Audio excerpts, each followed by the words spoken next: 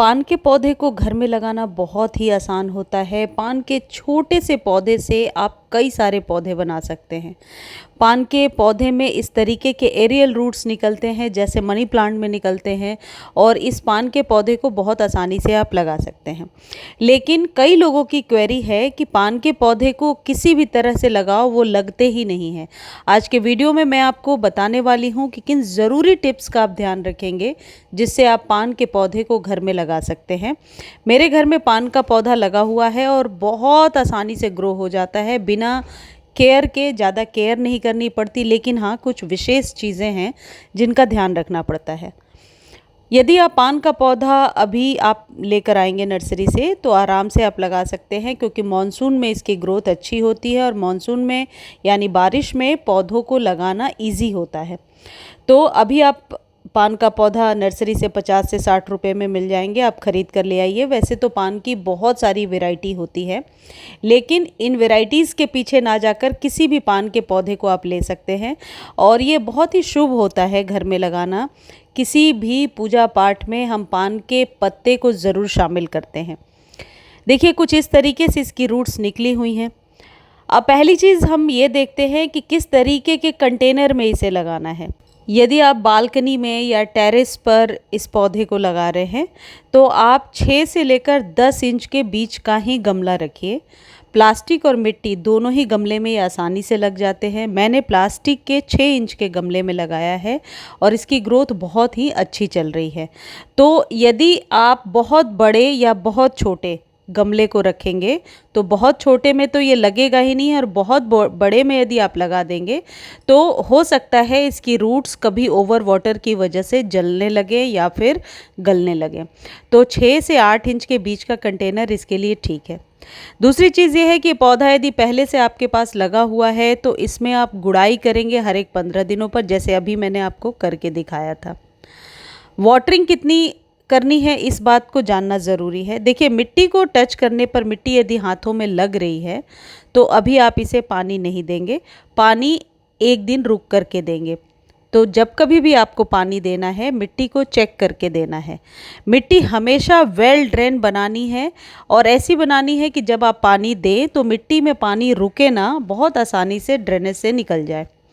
पान का जो पौधा है ये लग तो आसानी से जाता है, लेकिन इसे मेंटेन करने का 2 ही तरीका है। एक, ओवर वाटर कभी भी ना करें। ओवर वाटर करेंगे तो रूट्स गलने लगेंगे, अंडर वाटर करेंगे तो पत्तियां पीली होकर के सूखने लगेंगी। तो बेहतर तरीका यह है कि पानी भले ही 1 या 2 दिन के गैप पर दें, लेकिन इनके पत्तों पर स्प्रे बॉटल में नॉर्मल वाटर डाल करके आप स्प्रे किया करें, जिससे कि पत्ते स्वस्थ रहेंगे। दूसरी चीज़ होती है कि सॉइल मीडिया किस तरीके से बनाएं। तो सॉइल मीडिया अभी मैं वीडियो के अंत में आपको दिखाऊंगी कि किस तरीके से आपको रेडी करना है। पान के पौधे को आप पत्ते से भी ग्रो कर सकते हैं। इसके पत्ते को यदि आप मिट्टी में दबा देंगे तो 10 से 15 दिनों में नई रूट्स निकल आएंगी। जहाँ से एरियल रूट आपको दिख रहा है वहाँ से कट करके भी यदि आप मिट्टी में दबाएंगे तो एरियल रूट से जड़ें बहुत आसानी से बन जाती हैं। अब बात करते हैं सनलाइट की। इस पौधे को कभी भी डायरेक्ट सनलाइट में नहीं रखना है, अदरवाइज़ बचाना मुश्किल हो जाता है। इसको ऐसे जगह पे आप रखेंगे जहाँ पर कि ओपन एयर है, फिल्टर्ड सनलाइट है।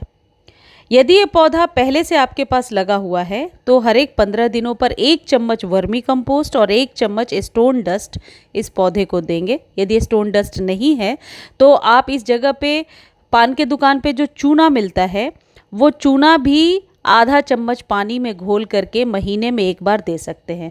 वैसे स्टोन डस्ट बहुत आसानी से आपको नर्सरी पर मिल जाएगा, बहुत ही सस्ती सी खाद होती है।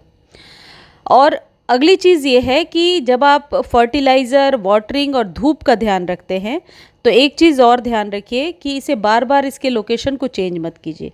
देखिए मैंने ऐसे जगह पे रखा है जहाँ सारे मेरे इंडोर प्लांट्स रखे हैं जिन्हें धूप की ज़रूरत नहीं है, लेकिन ओपन में रखा हुआ है। तो पान के पौधे को ओपन में रखना है लेकिन धूप से बचाना है। डायरेक्ट धूप में ये पौधा कभी भी सरवाइव नहीं करेगा। इस तरीके से पत्तियां इसकी जलने लगेंगी। वाटरिंग जैसे मैंने बताया, पानी चेक करके दीजिए। स्प्रे बॉटल से अक्सर आप स्प्रे किया करें, जिससे कि पत्ते स्वस्थ रहेंगे। इस तरीके के यदि मॉस स्टिक पर आप इसे लगा देते हैं तो इसकी ग्रोथ रेट बढ़ जाती है, क्योंकि मॉस स्टिक के अंदर जब भी आप पानी डालें, मॉस स्टिक को जब आप गीला कर देते हैं तो मॉइस्चर मिलता है, जिससे कि ये पान के पौधे बहुत आसानी से ग्रो हो जाते हैं।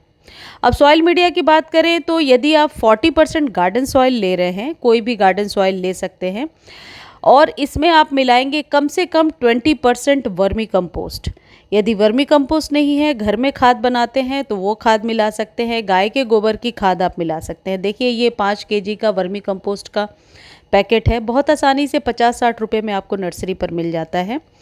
और पत्तों में चमक लाने के लिए, पत्तों के चमक को बरकरार रखने के लिए कोई भी कैल्शियम युक्त खाद ले सकते हैं। मैं स्टोन डस्ट इस्तेमाल करती हूँ, आप चाहें तो 1 चम्मच चूना भी जब आप पौधा लगा रहे हैं तो दे सकते हैं। अब इसमें अगला जो पोर्शन बचता है इन दोनों के बाद, वो सैंड का पोर्शन है, यानी कि बालू। बालू मिला देने से क्या होगा कि पौधे की जो मिट्टी है वो भुरभुरी रहेगी।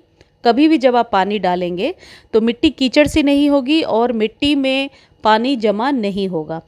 तो ये हर पौधे के लिए नियम आप याद रखें कि जो सॉइल मीडिया है वो बहुत ही भुरभुरी होनी चाहिए। कभी भी कीचड़ वाले सॉइल में आपका पौधा ग्रो नहीं होता है। इस तरीके से आप पान का पौधा लगाएं। मुझे उम्मीद है जानकारी आपको अच्छी लगी होगी। धन्यवाद।